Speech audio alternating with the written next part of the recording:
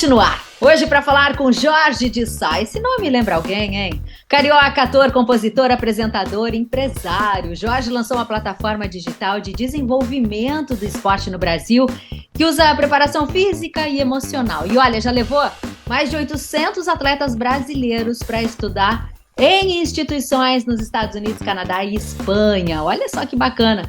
Eu sou a jornalista Duda Strebe e está começando agora o GoCast, o podcast da GoManage, que fala de futebol de um jeito diferente.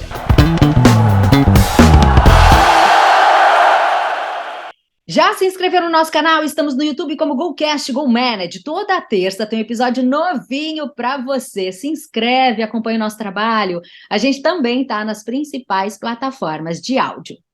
Vamos ver qual é o meu time hoje? Quem é que entra em campo? Norton Capel, jornalista, e o nosso diretor aqui com a gente, coisa boa, José Pedro Villa-Lobos. Hoje na linha de frente, sejam bem-vindos. Agora eu vou chamar o nosso entrevistado, nosso convidado, Jorge. Tudo bem com você? Que já chegou com um sotaque maravilhoso. Muito bem-vindo por aqui. Obrigado, gente. Obrigado pelo convite, Eduardo. Obrigadão. Estou feliz de estar aqui para a gente trocar uma ideia. Vocês me questionaram antes se eu gostava ou não, então eu quero dizer que eu não só gosto do assunto de hoje do podcast, como eu estou muito feliz de poder resenhar com gente inteligente que está há anos no mercado, né, de trabalho. Hoje está muito cheio de influenciador, que eu também acho incrível, mas é muito bom falar com gente que estuda mesmo o esporte, também é muito bom, e às vezes eu sinto um pouco de falta disso, então estou amarradão de estar aqui. Que legal. Bom, o Jorge fala de esporte, né? A gente é apaixonado por futebol, ele vem do basquete, agora tem uma veia artística. Eu brinquei ali que esse nome a gente conhece também, porque você cresceu no mundo artístico com a tua mãe, Sandra de Sá. Como é que você foi parar no esporte? Conta um pouquinho pra gente desse teu engatinhar no basquete, que virou depois um negócio também na vida. É verdade, Eduarda. Eu tinha um probleminha de asma de nascença, minha mãe identificou uma questão respiratória, então a primeira coisa que ela decidiu foi me colocar no esporte. Eu comecei a fazer aquela natação de banheira, sabe, de criancinha mesmo, acho que é de 1 mês, 2 meses, muito recém-nascido, e ali eu fui desenvolvendo isso. Como vocês sabem, minha mãe flamenguista fanática, e eu apoio totalmente, tá tudo bem. Ela costuma dizer, quando paro ela na rua, falam assim, ó: "Pô, Sandra, você é Flamengo doente, né?" Aí ela fala: "Não, doente aqui não é Flamengo, eu sou muito saudável. Não sou doente por nada, não tenho doença nenhuma." Então, Maravilhosa. minha mãe me colocou no Flamengo, e lá eu fiz vários esportes: judô, taekwondo, ginástica olímpica, tênis, natação, futsal, até que eu vi um tal de Michael Jordan na gloriosa Band, narração do Luciano do Vale na época, pô, uma transmissão, como eu posso dizer, super tradicional da nossa NBA, da história da NBA no Brasil. Então, o Luciano do Vale lá narrando campeonato de enterrada, Michael Jordan deu uma enterrada clássica, eu fiquei maluco com 5 anos de idade, falei: "Mãe, eu quero jogar basquete." Aí ela mesmo fala em entrevista assim, que ela não entendeu muito bem, mas ela falou: "Cara, tá bom, mete bronca. Amanhã, então, tu já tá no Flamengo o dia inteiro, amanhã vamos ver a hora da escolinha de basquete, tu se joga lá." E não deu erro. Eu fui para a escolinha, me apaixonei, eu sempre fui um cara acima do peso, eu sempre lutei contra a balança, e foi o basquete que me fez ter disciplina e motivação para realmente dar uma segurada. Eu não tinha propósito na cabeça, sabe? Eu ia pro taekwondo. Chegava em casa, comia 3 bisnagas, roubava a bolacha do armário. Mas quando eu entrei no basquete, a vontade de jogar nos Estados Unidos era tão grande que eu fiz assim, ó: "Pô, agora eu entendi. Se eu comer as 3 baguetes que minha mãe fala para eu não comer, eu não vou ter o corpo daquele cara que eu sou apaixonado, que eu admiro." Aí foi virando a chave, eu peguei no basquete de forma profissional, eu digo assim, trabalho em alta performance, né, gente? Um menino com 8, 9 anos de idade, indo treinar na areia todo dia de manhã enquanto os amigos estão brincando, eu acho que é alta performance. Não sei se vocês concordam com a ideia que eu estou querendo ter.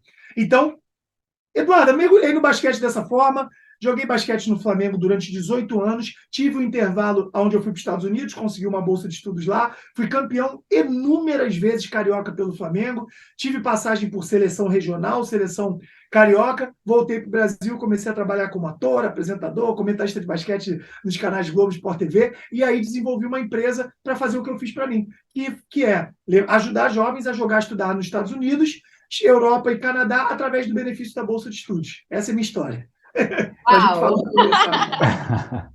Jorge, é uma honra recebê-lo aqui no Golcast, muito legal a gente poder conversar com pessoas que trazem outros ambientes, outras vivências, né, para o nosso podcast. Mas eu antes de entrar um pouco mais nesse teu trabalho de intercâmbio, aí, de ajuda de jovens atletas, eu vou ficar numa pergunta factual do basquete, porque eu vi um post teu que o LeBron James agora atingiu 38 mil pontos, e ele está próximo a passar o Kareem Abdul-Jabbar, se tornar o maior pontuador da história do basquetebol profissional dos Estados Unidos. Mas tu fizesse um post, e aí eu queria que tu contasse um pouco disso, que é o LeBron é o maior jogador de basquete da história, mas que o Jordan é Deus, é isso mesmo? Tu não... Me explica um pouco esse teu amor pelos dois. Nossa, tu foi pegar as polêmicas, hein, cara? Tu não veio aqui para me aliviar, não, hein? Essa pergunta tu guardou para ver se eu ia chegar atrasado. Como eu cheguei atrasado, você falou, eu vou dar logo um vapo nele, logo. Cara, não, mas muito boa pergunta, porque essa resenha, ela tinha que ter um podcast nosso assim, Go Manage Basquete, e a gente falar disso aí, porque é uma resenha infinita, como a gente costuma brincar. Mas eu vou ser bem sucinto aqui. O que acontece? O LeBron James, ele consequentemente vai ter a maior carreira de todos os tempos, ninguém pode mais falar sobre isso. Eu costumo dizer que isso não é uma discussão, isso é um fato. Sabe? É como você, Norton, é um homem, eu sou homem, e Eduardo está aqui, ela é mulher, e ela está liderando a gente como homem. Isso é fato, isso não é uma discussão, isso não é uma conversa. Isso é um fato do nosso evento hoje. O fato que a gente tem no basquete é que o LeBron James tem a maior carreira da história do basquete. Porém, apesar dos números, apesar das estatísticas do LeBron, o Jordan é mágico. Ele teve resultados mágicos. O Jordan tem uma história mágica. O Jordan trouxe diferenciais para o esporte que o LeBron não trouxe. O Jordan mudou uma cultura completamente. O Jordan ganhou títulos impactantes. O Jordan era o cara que o LeBron não é. O Jordan era o cara que você via todo final de quarto, quando o jogo era de playoff, a gente só assistia, eu não sei se vocês tinham costume de assistir o Jordan, mas a gente só assistia a bola na mão do Jordan e até a gente em casa cruzava o braço, pô. O LeBron, ele joga em equipe, ele é muito bom, ele é muito técnico, ele é o corpo mais incrível que já passou pela NBA, ele é o mais atlético, ele é o mais dominante, mas o Jordan é o melhor. O Jordan levou menos tempo para fazer o que o LeBron faz durante muito tempo. O Jordan levou menos tempo para ter os resultados que o LeBron tem. Só que o LeBron tem a carreira mais ímpar da história do basquetebol mundial. Sensacional. Ótimo resumo. Eu estou agora já sem polêmicas, muito satisfeito com a resposta, e eu vou agora aqui abrir uma pequena exceção e fazer um comentário, porque é o pensamento, esse que tu trouxe, sobre influência versus o atleta, que eu tenho em relação ao futebol. Para mim, Pelé está num nível como jogador, como atleta. Mas, para mim, o atleta, jogador de futebol que mais influenciou o esporte, futebol, foi o Cruyff. E eu fala mais. Não. Maneiro. Não, mas é que é exatamente isso, porque é o quanto tu contribui para o esporte como desenvolvimento dentro da quadra, fora da quadra, engajamento, e como tu faz o esporte evoluir.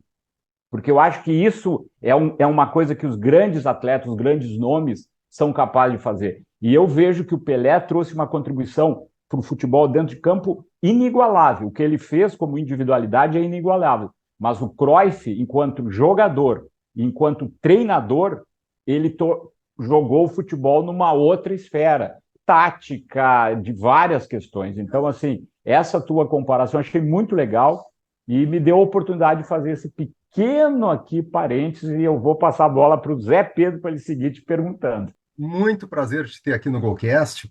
E eu queria Obrigado. começar por aí, ó, pegando por esse lado aí de você faz ali na sua mentoria ali a coisa da preparação mental para o atleta que quer enfrentar essa batalha que é estudar em outro país, jogar basquete e tal. E por onde começa esse trabalho, Jorge? Por onde você começa a desenvolver um menino, uma menina, enfim, que quer ir para outro país, que quer se desenvolver e quer ter destaque no esporte? Eu vou explicar para vocês. É o seguinte, eu vou explicar até com um adendo aqui, muito legal, que eu gosto de trazer esse assunto à tona, tá? Há muito tempo atrás, quando eu comecei com esse trabalho, a primeira comunidade que me cancelou foi a minha, foi a do basquete. CBB fez uma nota oficial em jornal falando que repudiava e não compactuava com absolutamente nada do que eu estava fazendo em relação à inteligência emocional, motivação e qualquer tipo de comunicação minha relacionado a jovens atletas. Grandes astros do basquete me colocaram num grupo de WhatsApp antes do meu primeiro evento para me repudiar, para falar mal de mim, falar que eu estava virando mentiroso, me comparando a políticos, falando que eu menti, que eu não joguei em alta performance, em alto nível. Gente, eu fiquei no Trending Topics uma semana. Passaram meu telefone, pessoas que jogaram na NBA, passaram meu telefone para fazer trote. Gente, foi uma confusão danada. Mas sabe o que foi legal? Foi no início de tudo isso, foi no início desse boom de mentores no mundo. E eu vou explicar. Sabe qual foi a frase que eu usei, Zé? Eu usei a seguinte frase e eu mantenho ela, tá? Eu falei para vocês que eu gosto de uma polêmica, então não tem problema. Inclusive, com gente inteligente, vocês podem me rebater à vontade. Eu gosto de aprender. Mas eu mantenho uma frase que eu usei, que foi a seguinte: aprendam os segredos dos atletas de mais sucesso na NBA, como Stephen Curry, Kevin Durant, James Harden e Kobe Bryant. Quando eu usei essa frase, teve diretor da CBB pegando uma arte que eu fiz e postando no Twitter. Que sacanagem é essa? Que palhaçada é essa? Foi uma frase forte? Foi. Mas, gente, eu procurei estudar que o que me fez voltar dos Estados Unidos e começar a trabalhar como ator não foi, no momento, a paixão pela dramaturgia. Foi a cabeça fraca e a vontade de querer beber, sair, pegar mulher, zoar, andar com a minha mãe tirando uma onda, filho da Sandra de Sá, chegar em qualquer lugar, vipão. Por quê? Olha a quantidade de portas que abre. Gente, essa é a verdade. Quem sou eu? Eu sou o Zé da Silva. Poxa, Zé Pedro, deixa eu ir lá no teu programa, cara, deixa eu ir no podcast. Cara, vou ver aqui. Zé, pô, sou filho da Sandra de Sá, tenho uma história com o Flamengo, amo futebol, posso ir lá?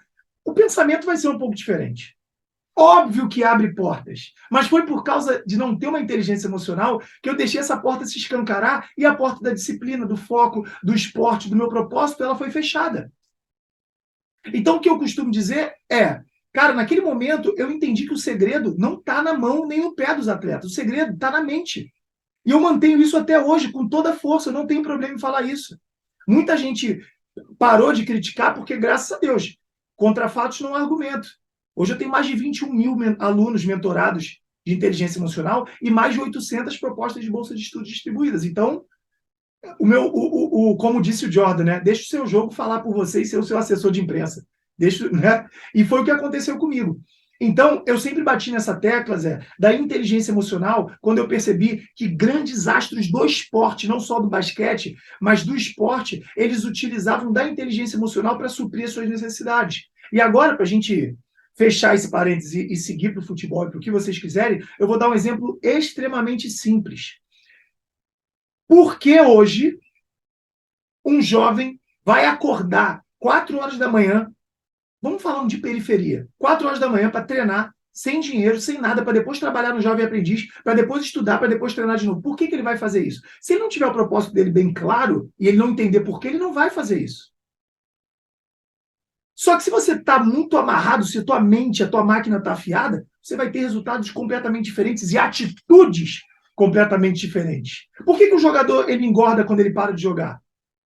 Porque ele olha para um lado e para o outro e fala assim: eu amo picanha, batata frita e cerveja. Alguém no mundo Me dá um motivo para eu não comer hoje. E sabe o que acontece na cabeça dele? Um silêncio, pô. Porque o cara jogou, principalmente até os que tiveram resultado. Jogou, teve resultado, ganhou título, deu honra ao país, deu honra ao clube, tá com o bolso cheio da grana de forma merecida, não no sentido pejorativo. O cara, ele não tem mais propósito. Então eu entendi que tudo partia de um propósito. A partir do propósito, aí tem bloqueios, crenças, tem o passado, tem a parte da família, e aí é uma outra história. Mas respondendo a sua pergunta, para mim o ponto inicial é você entender por que você está fazendo e para que você vai fazer. Porque a partir daí todo mundo é motivado. E é isso, e foi daí que surgiu esse projeto, e é por isso que eu levanto essa bandeira.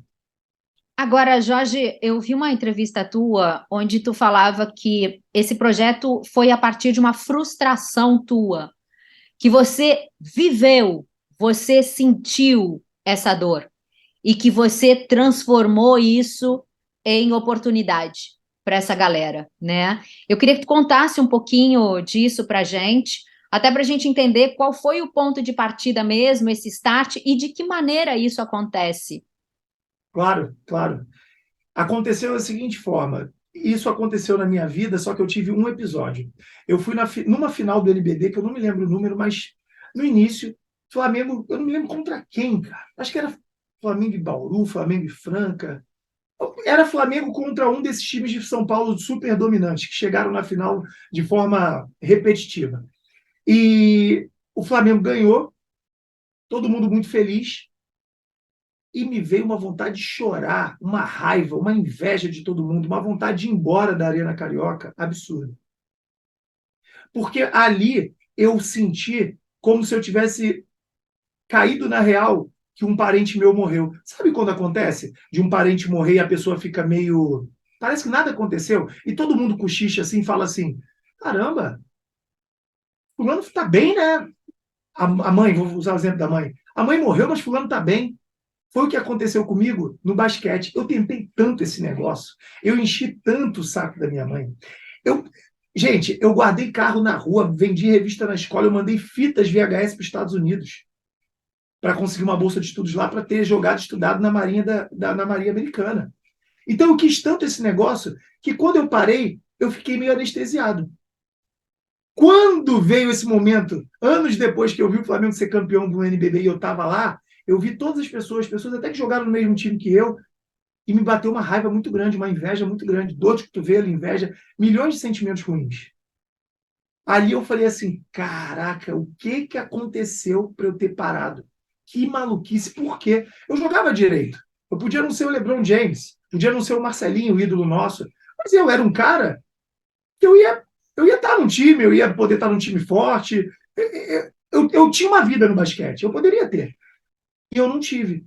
Então, Eduardo, ali foi o momento onde eu parei e falei assim, o que aconteceu comigo? E eu comecei a estudar. Aí eu comecei a entender. Tony Robbins era mentor do Kobe Bryant, trabalhou com Kobe Bryant, trabalhou com Michael Jordan. Tim Grove, ele foi o personal trainer do Jordan, mas ele trabalhou muito mais a mente do que o corpo. E aí eu comecei a ver, caraca, tá tudo aqui, cara. E aí foi a partir daí que eu decidi que eu queria ajudar as pessoas a não passarem pelo que eu passei. E aí eu criei uma empresa onde eu conecto estudantes atletas com escolas e universidades do exterior. Mas não apenas conectar, porque apenas conectar não vai trazer sucesso. A gente teve casos, quando eu comecei, Eduarda, que foram de casos que eu fiz conexões assim, amadoras. O filho do Norton quer ir para os Estados Unidos, aí eu falo, beleza, vem cá, eu faço contato, a escola me dá uma comissão e está tudo certo. E eu larguei o menino, eu só fiz essa conexão. 90% deles voltaram, tiveram depressão, se frustraram, voltaram e aí pioraram, pararam de jogar, foram para a bebida. E aí eu entendi que eu estava jogando um monte de minhoca num lago cheio de peixes, entendeu? E aí alguns técnicos falaram, Jorge, você pode ser mentor desses caras aí. Como no Brasil estava mó preconceito com isso, eu falei, pô, eu mentor, esse negócio de coach, cara. Pô, não, que história é essa? Aí ele falou, não, Jorge, sabe o que é mentor? E aí eu entendi, sabe o que é mentor, gente? Mentor é aquele cara que faz você chegar aonde ele já chegou ou aonde ele já levou várias pessoas a chegarem. Ele não necessariamente é um PhD em nada. Por exemplo, eu tenho aqui minha história, um cenário para poder conversar, fazer podcast. Se qualquer um de vocês aqui gostou do que está aqui, eu posso ser mentor de vocês para fazer igual. Eu não preciso ter estudo para isso. Eu gostei, achei maneiro. Não, eu estou dando exemplo, puxando a sardinha. Mas eu estou dando exemplo. Eu sou um cara que eu uso muita metáfora. Aí eu fico dando exemplo de tudo. Já me falaram que isso não é muito inteligente, não, mas dane-se. E aí, então eu me tornei um mentor através dessa sacada. Eu falei, pô, eu não estou invadindo o espaço de ninguém, eu não preciso ser registrado, eu não estou invadindo o espaço de um psicólogo. Pô, legal, então eu vou ser mentor. E começou a dar muito certo. E aí, claro, né?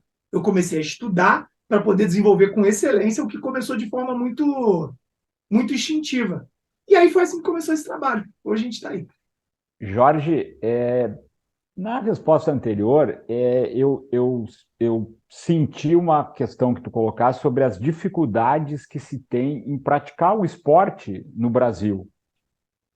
E o teu trabalho é de levar talentos ou jovens ou interessados em praticar o esporte para fora do Brasil, porque sabidamente as condições são melhores. Perfeito. Por que é que há esse desencaixe? Por que é que nós não conseguimos ter aqui a condição de, né, ser entidades esportivas ou e até educacionais que permitam que jovens possam desenvolver o talento aqui? Por que essa necessidade disso aí? Eu sei que o teu sonho era ir para o exterior e tu está fazendo, mas conta essa visão e essa diferença entre se formar aqui e jogar fora, ou praticar o esporte fora. Claro, claro. A primeira questão ela é a seguinte, a gente vai falar o problema e depois a gente pode trazer uma resenha sobre como solucionar. Mas o problema, ele é muito simples. A questão de termos clubes, eu não estou falando para acabar com os clubes, pelo amor de Deus. Cortes de podcast são terríveis, né? Eu não estou falando para acabar com os clubes. O que eu quero dizer é, como nós temos clubes e escolas, o jovem precisa decidir o que fazer no Brasil. Ele não pode fazer os dois. Ué, Jorge, como assim não pode? Claro que pode. O meu filho estuda e joga. Tá, o seu filho ele é o Hendrick? O seu filho é um mega? Não, não é.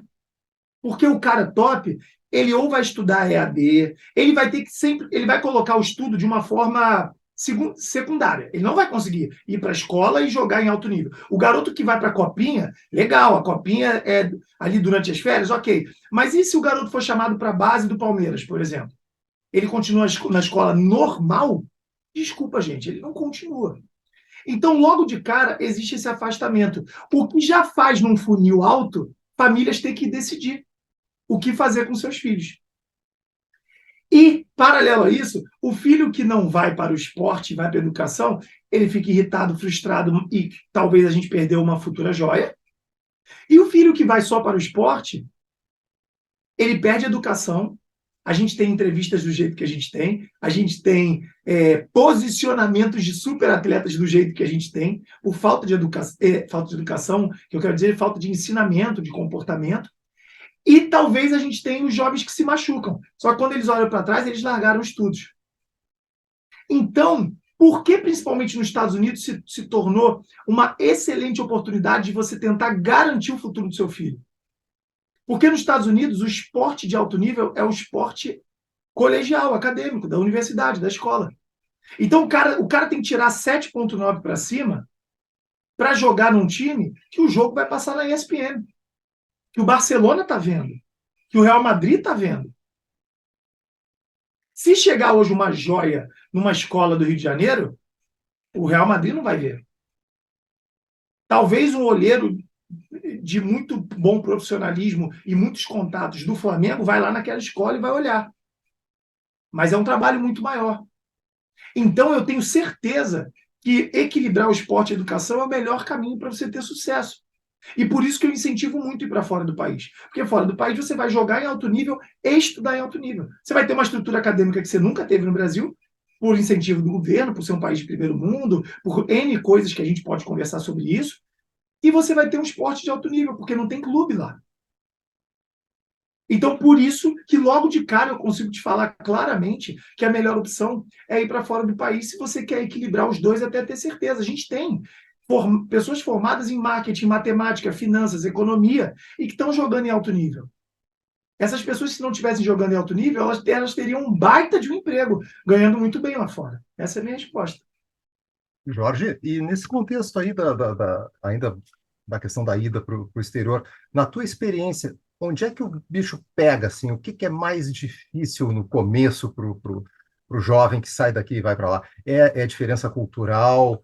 É barreira de idioma? É um certo deslumbramento, se ele começa a dar muito certo e daqui a pouco se perde um pouco na jogada, ou ao contrário, ele daqui a pouco se deprime por não dar tão certo quanto ele esperava. O que tu viu mais, assim, o que seria o ponto a ser trabalhado, principalmente nessa transição? A barreira cultural, Zé, é a mais importante e a mais desafiadora. Quando eu digo barreira cultural, eu quero te dizer que o jovem vai para um ambiente completamente diferente. O que eu quero dizer com isso? O jovem, ele chega num espaço onde ele está acostumado a acordar 9 horas da manhã com o leitinho da mamãe para treinar um treino meia boca ali de tarde. Isso categoria de base. Nos Estados Unidos, normalmente, o garoto acorda 4 horas da manhã, faz um trote com um time de futebol americano, que não está nem aí para você, ele está morando sozinho. Se ele descer e o quarto dele não estiver arrumado, ele pode ter um tipo de punição. Então, logo de cara, a disciplina é muito chocante para a maioria dos jovens aqui no Brasil. Principalmente aqueles que não fazem um trabalho de inteligência emocional. Por isso que eu, antes de trazer a Bolsa de Estudos para o jovem, eu preparo ele para ele chegar lá firme, ele sabe o que vai acontecer, ele sabe o que espera ele, tá tudo bem. Então essa barreira cultural é muito grande. Uma coisa que eu vejo também, o brasileiro ele é muito mimado pela família. E no exterior isso não tem tanto. Gente, chinês, não estou falando nada de política, eu estou falando de uma família chinesa só. O chinês, ele parece, eu tive a oportunidade de levar jovens para camps e para estudar em Monte Verde Academy. Escola número 1 de basquete, número 1 de futebol. Eu levo muito jovem para lá. A gente fez um camp de basquete lá de futebol, tinham os chineses com 11 anos de idade, o pai dando esporro, e o garoto não se irritava não, o garoto fazia assim, ó, tá certo, desculpa, tá certo, desculpa. Quer dizer, hoje eu acho que era tá certo, desculpa, né? Me parecia isso. Mas ele tava assim, ó. E aí o garoto ia lá e fazia certo. Então, primeiro a barreira cultural e depois a barreira emocional. Uma das grandes coisas que o pai fala para mim não é a questão financeira, não, quando a minha empresa é contratada. O pai fala assim, mas o meu filho só tem 16 anos, eu vou deixar ele viajar sozinho. Aí eu falo, seu filho tá velho para jogar. Aí o pai, como assim? Então eu percebo que as famílias, elas têm uma barreira protetora muito grande, que se não for desmamando isso pode ser extremamente prejudicial para o filho. Esses, para mim, são os 2 pontos muito importantes. Concordo plenamente com você, Jorge. Concordo. Concordo muito, especialmente no futebol, como somos mimados. Me diz uma coisa, Jorge, como é que esses pais chegam até você? É tudo online? Como é que é feita essa conexão, esse interesse? Se tem idades para isso? Como é feito esse match? A gente trabalha muito pelas redes sociais. Eu tenho um Instagram bacana, forte, crescendo. Tenho um trabalho no YouTube também. Então, o jovem, eu falo muito sobre bolsas de estudos. Eu tenho eventos de graça, explicando como conseguir uma bolsa de 100%, explicando passo a passo, com detalhes, 4 dias de evento fazendo isso. Então, o jovem conversa comigo ali. Normalmente, os pais entram para analisar o que esse tal de Jorge está falando. E quando o pai simpatiza, ele chama no direct, ele entra no meu site e ele fala, Jorge, eu quero bater um papo com a sua empresa, quero bater um papo com você. E aí a gente marca uma reunião através de videoconferência. Então, nada é feito no clique aqui, não. O pai entra, preenche um formulário do filho, e aí, se o pai gostou, a gente marca uma reunião através de videoconferência para eu poder explicar os detalhes. E tem idades, assim, que você precisa corresponder ou não? É qualquer idade? Tem de 11 a 30 anos. Por que 30 anos? Porque a gente agora tem oportunidades para pessoas mais velhas em times da Espanha e Portugal. São lugares onde o jovem ele paga um valor, ele mora, estuda e joga, ele estuda através de EAD, foi aquilo que eu falei, ele joga no time, a gente tem times de 4ª divisão, 3ª divisão, 5ª divisão espanhola, ele mora, estuda e joga. E aí ele paga durante um período. Esse pagamento, gente, pode às vezes custar 500 euros para ele morar, estudar, se alimentar, jogar. É bem barato. E esse pagamento ele é apenas um tiro para que o jovem mostre o futebol dele. Porque se o jovem for contratado, o jovem pode ficar lá de graça, porque aí o time investe em produzir esse jovem, como tem vários times empresas aqui no Brasil, times de empresários, ou esse jovem pode receber. A gente já teve 2 estudantes, atletas, que agora estão jogando no Cádiz, que joga a 1ª divisão espanhola. Então, assim, chegaram lá pagando, mas agora são contratados. Que legal. A gente queria inscrever o Norton, já que você falou que tinha 30 Não, mas anos. aí ele vai ter que esticar a idade para 60, porque aí a gente entra no submorte. Eu e o Norton entramos ali na Eu achei que ele categoria de fosse base e 30. submorte. Não é Pô, sobre ninguém me... o Norton, Pô, que achei. sacanagem essa aí, pô, é que essa aí não foi. Pô, acabaram comigo agora. Polêmica, Deram rasteira, polêmica. Te Pô, deram a rasteira, rasteirinha, não. rasteira. Mas eu não vou me intimidar aqui, eu vou perguntar para o Jorge o seguinte, Jorge. Além do cenário, estás com uma bela jaqueta do Nets. É o teu time ou tu torce para os 30 times da NBA? Como é tua relação de torcedor com os times, com as franquias da NBA? O LeBron é do Olha só, eu vou falar uma Lakers coisa. e o Jordan é do Chicago. E tu tá Eu vou com falar uma jaqueta coisa. Que se eu não fosse muito homem e casado, eu acho que eu seria gay, apaixonado pelo Kobe Bryant, cara. Eu ia Te viver um amor apoio. platônico. Que cara fantástico, sensacional. Tive a oportunidade de conhecer ele, conversar com ele. Eu sou muito Lakers, amo Lakers, e eu tenho o Kobe como ídolo máximo. Que legal. Máximo. Essa é a Pô, minha então, resposta. maravilhoso. Eu estava comentando, tu não ouviste, que o meu time aí na NBA é o Pistons, que tá mal, mas tudo bem. Tá sofrendo, hein? Detroit. Tá sofrendo. Mas então, assim, só para a gente resumir, Jorge, é Jordan, Kobe Bryant e LeBron James. É a tríade, é a tua tríade no basquete. É a minha. Essa é a minha. Perfeito. Jordan, intocável. O Jordan ele não está nem na lista, né? O Jordan Sim. O Jordan está em outro patamar, e aí vem Kobe, e aí vem LeBron. E no futebol, Jorge? como é que você Exatamente, olha, e no Jorge? futebol, essa. e no futebol, e no No futebol. futebol. Do esporte bretão, quem é? Pelé. Eu vou falar do meu entendimento, tá? Pelé, Maradona, Messi, Ronaldo Fenômeno. E tem que falar mais, gente? Vocês vão me complicar. Não, tá Ronaldo ótimo. não vai entrar aí, não? Ronaldo, ele falou? O Cristiano Ronaldo. Não, E aí Fenômeno, eu acho que o Cristiano colocou. Ronaldo é o próximo. Ó, Pelé, Maradona, Messi, Ronaldo Fenômeno, Cristiano Ronaldo, cara, aí Ronaldinho Gaúcho. Aí tem pessoas que eu não vi tanto, né? Tem muita gente top, porque a gente fala. É igual agora a gente fez do basquete. Eu fiz o top 3. Aí o que você faz com o Will Chamberlain? Claro. É uma tem doideira. muito. Tem que escolher. Tem que escolher. Ô, Jorge, Aí eu acho que é isso. Jorge, qual é a chance do Flamengo ser campeão mundial contra o Real Madrid no Mundial de Clubes? Eu nunca tive tão confiante. Sério? Sério. Eu vou explicar por quê. Flamengo, ele é muito sanguíneo, né? Flamengo, o cara joga bem hoje, a torcida diz que ama, ele joga bem amanhã, já deram pedrada, jogou mal, já deram pedrada na casa dele, a esposa já não pode sair com os filhos, é um terror, é uma confusão. E o Flamengo montou um time que, para mim, tá brincadeira. Os caras estão muito dentro. Vamos ver como é que o Vitor vai chegar, porque, né, o Dorival saiu daquela forma que, na minha opinião, foi lamentável, foi uma forma infeliz de ter saído. É um cara que veio ganhando tudo, uma conversa de telefone sem fio, e quando todo mundo quer conversar diretamente, conversa, né? Quando tem um problema, acha a pessoa rapidinho. Então, eu achei que foi infeliz, falta de comunicação num cara tão grande e com tantos resultados. Então vamos ver como é que um novo técnico chega, porque o novo técnico, quando ele chega sempre para ser uma composição diferente naquela água que já está misturada, né? Não adianta. Ele pode até chegar e se misturar rápido, mas que é uma nova substância no líquido que já estava rodando, entendeu? O Guardiola poderia vir de graça para o Flamengo.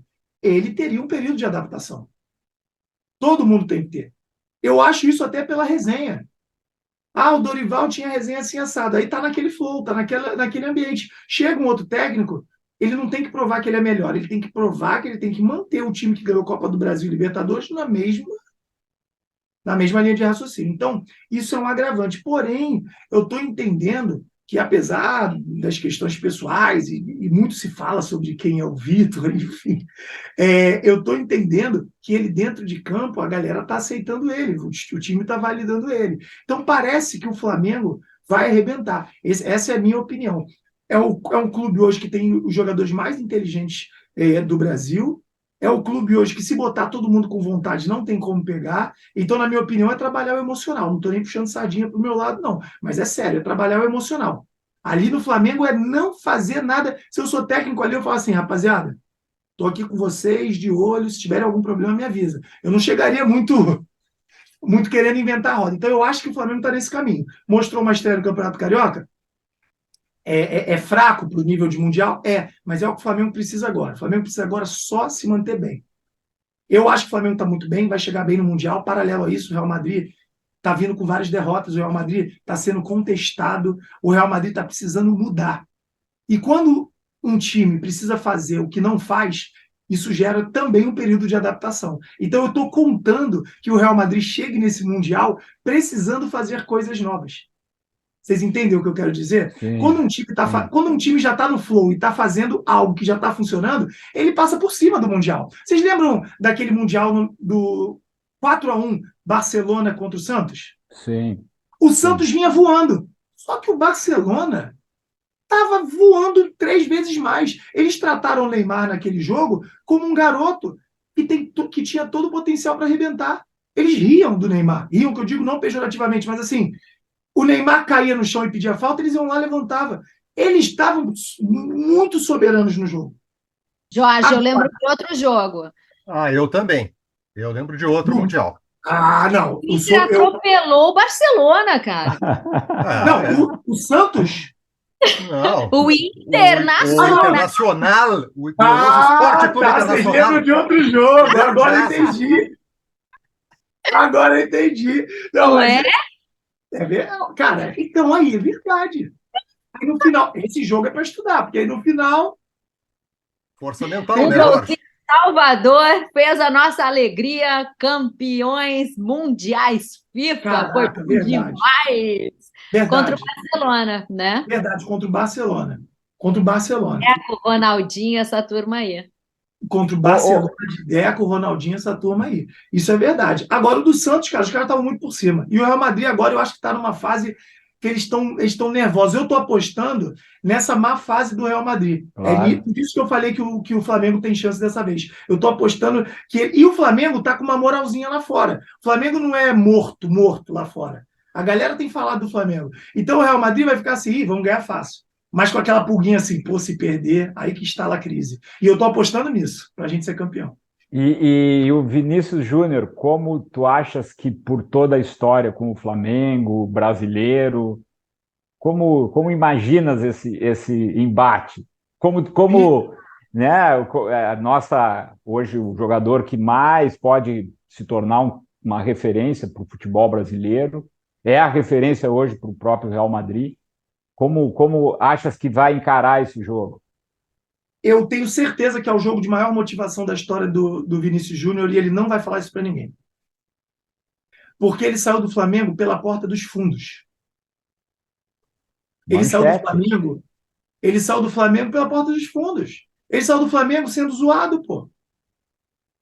Você entrava nos grupinhos de WhatsApp, você via algumas manchetes mais picantes, as pessoas falando, caraca, que negócio bom do Flamengo, hein? Pô, mandou mais um driblador, mais um perninha para fora com bom dinheiro.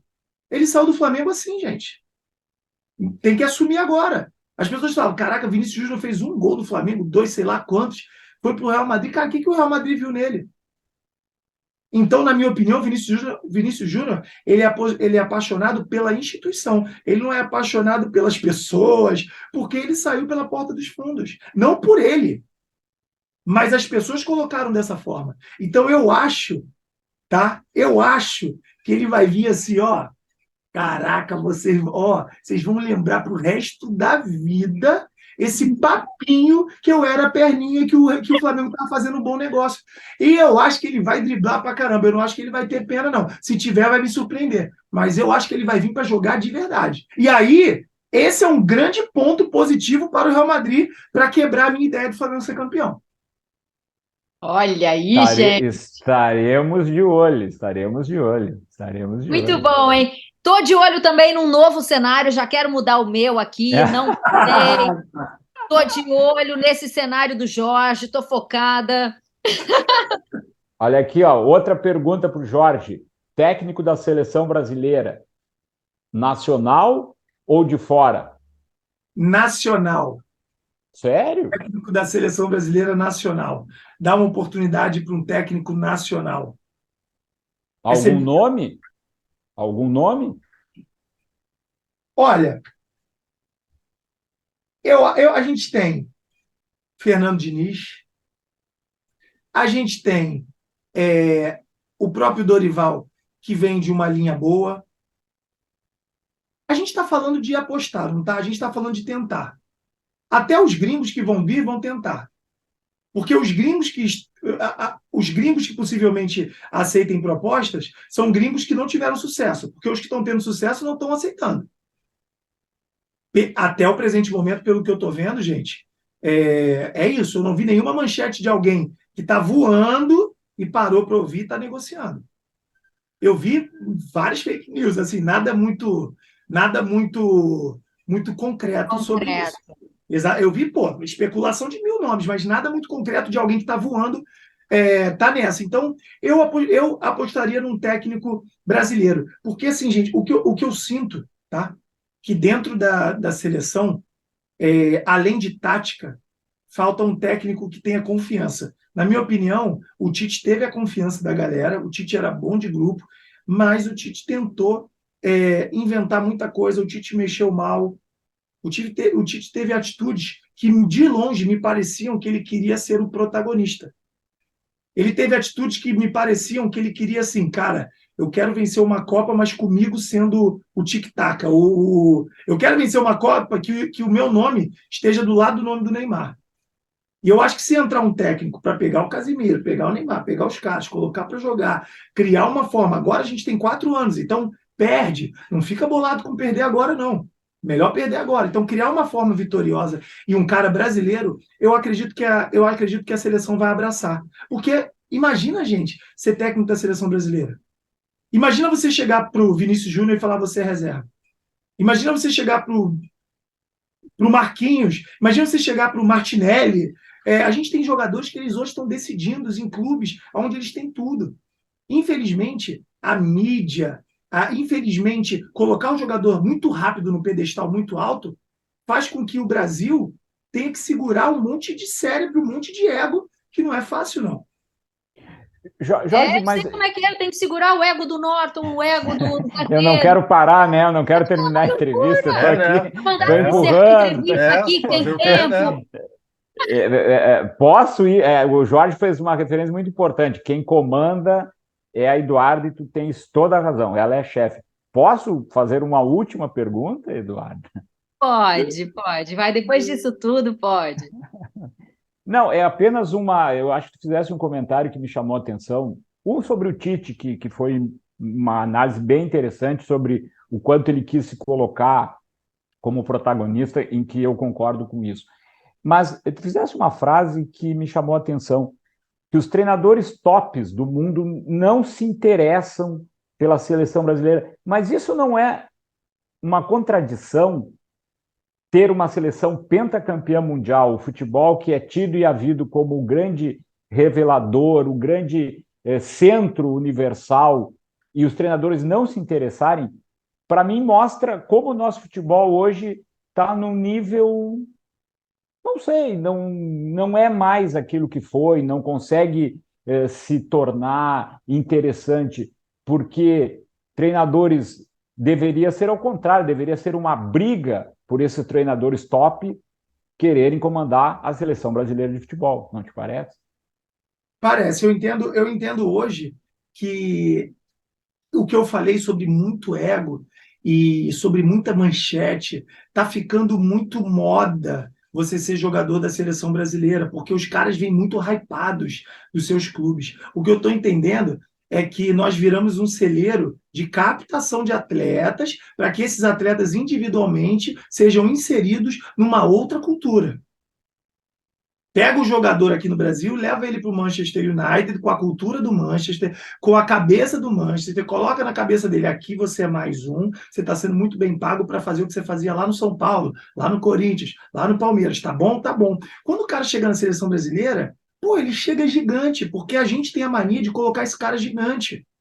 A gente tem a mania de pegar esse cara, o cara não ganhou nada. Chupou laranja na beira do gramado ali no Maracanã com quem? Com o Zico, com alguém? Não!